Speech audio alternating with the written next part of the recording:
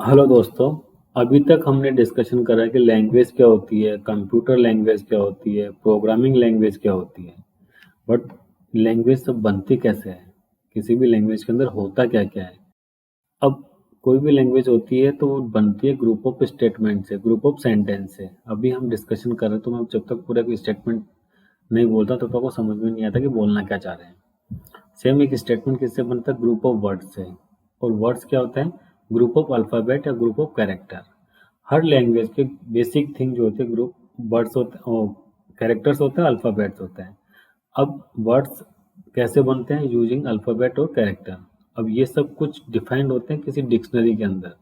तो हर एक लैंग्वेज की एक डिक्शनरी होती है जिसके अंदर के पूरे वर्ड्स डिफाइन होते हैं, उनको कैसे यूज़ करना, उनका मीनिंग क्या होता है, ये सब कुछ डिटेल में लिखा हुआ रहता है। और इन वर्ड्स को यूज़ कैसे करते हैं, सेट ऑफ रूल्स होता है। और इन सेट ऑफ रूल्स को जो बुक होती है उसको कहते हैं ग्रामर।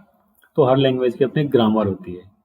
तो किसी भी लैंग्वेज को सीखना है तो उसको ग्रामर की नॉलेज होना जरूरी है और उसके डिक्शनरी की नॉलेज होना बहुत जरूरी है। Without dictionary and grammar we can not learn any language.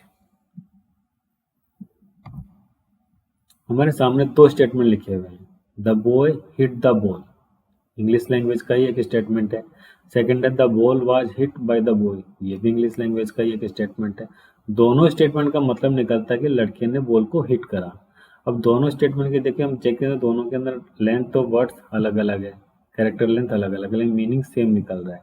लेकिन मीनिंग निकल रहा है ये सबसे इंपॉर्टेंट है, क्योंकि रूल बुक के अकॉर्डिंग है, ग्रामर के अकॉर्डिंग इन सभी वर्ड्स को ऑर्डर उसी ऑर्डर में डिसाइड करके लिखा गया है या अरेंज करा गया है। सेकंड वाला जो है I went to the store, इसका मतलब कि मैं स्टोर गया।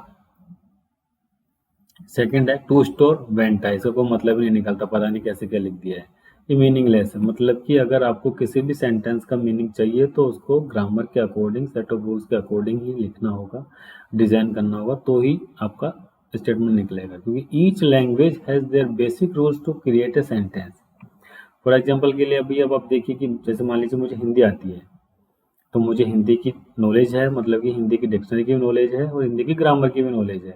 बट मुझे अगर इंग्लिश नहीं आती है तो मैं इंग्लिश की डिक्शनरी के बारे में नहीं जानता, इंग्लिश के रूल बुक के बारे में नहीं जानता। मुझे इंग्लिश सीखनी है तो सबसे पहले मुझे उसके वर्ड्स को जानना होगा, उसके अल्फ़ाबेट्स को जानना होगा, उसके बाद में उसके रूल बुक को समझना होगा कि कैसे वर्ड्स को कंबाइन करते हैं, कैसे वर्ड्स लिखते हैं।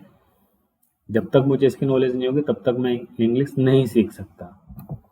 तो लैंग्वेज क्या होती है? The arrangement of words to form meaningful sentence, the word order and overall structure of a sentence. मतलब कि जब तक किसी सेंटेंस का कोई मीनिंग नहीं निकलेगा वो सेंटेंस यूजलेस है, उसको कितना भी आप लिख दो उससे कोई मतलब नहीं आता। सेम रूल अप्लाई होता है प्रोग्रामिंग लैंग्वेज के ऊपर भी। हर प्रोग्रामिंग लैंग्वेज के अपने कुछ वर्ड्स होते हैं, रिजर्व की वर्ड्स होते हैं। उन रिजर्व कीवर्ड को यूज करके कैसे स्टेटमेंट राइट करते हैं, उसके रूल्स डिफाइन होते हैं, उनकी लाइब्रेरी होती है, सब कुछ होता है। प्रोग्रामिंग लैंग्वेज के अंदर भी रूल्स को ही फॉलो करना रहता है। अगर आपने रूल्स को फॉलो नहीं करा तो सिस्टम एरर दे देता है। जैसे लास्ट में हमने देखा कि जो जो सेंटेंस था जिसका मीनिंग समझ में नहीं आया तो एरर है। अभी हम आपस में इंटरेक्शन करते हैं तो कोई अगर आपको सेंटेंस समझ में नहीं आता तो बोलते हैं तो मतलब इसका क्या हुआ, हम सिंपली पूछ लेते हैं। लेकिन कंप्यूटर से जब बात करेंगे तो कंप्यूटर ऐसे बोलेगा नहीं। कंप्यूटर क्या बोलेगा? भाई ये मुझे समझ में नहीं आया, ये उसकी एरर दे देगा। तो इसके अंदर क्या होता है कि जैसे हिंदी के लोग, जो हिंदी कम्युनिटी से लोग बिलोंग करते हैं, वो हिंदी कम्युनिटी के लोगों से बातचीत करते हैं क्योंकि उनकी भाषा को या उनकी लैंग्वेज को हिंदी वाले समझ सकते हैं, इंग्लिश वाले नहीं समझ सकते। इंग्लिश वाले, जिनको इंग्लिश आती है वो इंग्लिश कम्युनिटी में बात करेंगे, दूसरी लैंग्वेज से कोई कम्युनिकेशन नहीं होगा। तो इसका मतलब ये होता है कि एक लैंग्वेज के अंदर कम्युनिकेशन करने के लिए आपको एक एनवायरनमेंट के बीच में जीना पड़ता है। तो उसी तरीके से प्रोग्रामिंग लैंग्वेज को भी डेवलप करने के लिए, प्रोग्राम को डेवलप करने के लिए भी एनवायरनमेंट होता है जिसको कहते हैं प्रोग्रामिंग एनवायरनमेंट। प्रोग्रामिंग एनवायरनमेंट के बिना आप प्रोग्रामिंग नहीं कर सकते हैं। अब क्योंकि देखिए अब आप डिस्कशन कर रहे हैं यहाँ पे बैठ करके प्रोग्रामिंग लैंग्वेज के बारे में।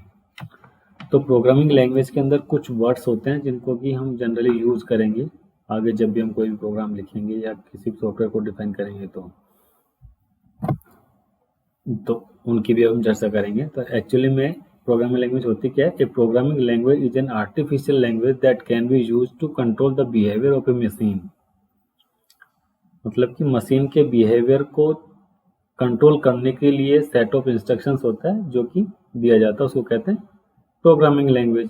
Programming language like human language are defined through the use of synthetic and semantic rule to determine structure and meaning respectively. Clear definition है। अब प्रोग्रामर्स को कुछ वर्ड से अवेयर होना बहुत ज़रूरी होता है, क्योंकि जब भी वो लैंग्वेज के अंदर प्रोग्राम लिखेंगे तो इन सब चीज़ों की बात होगी, जैसे source code editor, compiled code, debugging, automatic testing, console, terminal, ये सब चीज़ें होती क्या है, ये सब डिटेल में हम बताएंगे। सोर्स कोड जहाँ पे हम सेंटेंस लिखते हैं, जो हम सेंटेंस जिस भी प्रोग्रामिंग लैंग्वेज में लिखेंगे उसकी जो फाइल होती है उसको बोलते हैं सोर्स कोड। उस फाइल को एडिट कहाँ कर सकते हैं, वो होता है सोर्स कोड एडिटर। और जो हमने स्टेटमेंट लिखे या प्रोग्राम लिखा है उसको कंपाइल, जो हमने बताया था कंपाइलर इंटरप्रेटर होते हैं प्रोग्रामिंग लैंग्वेज के ट्रांसलेटर, तो उनका जो आउटपुट निकलता है उसको कहते हैं कंपाइल्ड कोड।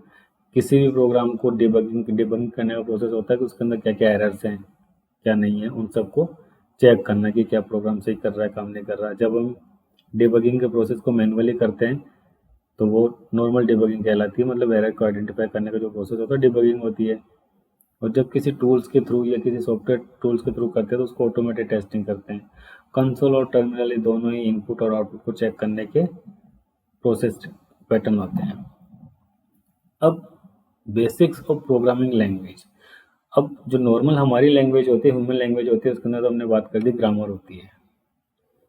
तो सेम उसी ग्रामर की जब हम बात करते हैं तो अगर प्रोग्रामिंग लैंग्वेज की ग्रामर होती है तो उसके अंदर कुछ बेसिक सिंटैक्स होते हैं, कुछ डेटा टाइप्स होते हैं, वेरिएबल्स होते हैं, कीवर्ड्स होते हैं, ऑपरेटर्स के होते हैं, डिसीजन मेकिंग या ब्रांचिंग स्टेटमेंट कैसे लिखते हैं उनका पैटर्न होता है। एक प्रोग्रामिंग एनवायरनमेंट होता है जो कि हमको हेल्प करता है इजी प्रोग्राम डेवलप करने के अंदर। तो इन सब के बारे में वन बाय वन भी हम आगे डिस्कशन करेंगे आने वाले वीडियोस के अंदर।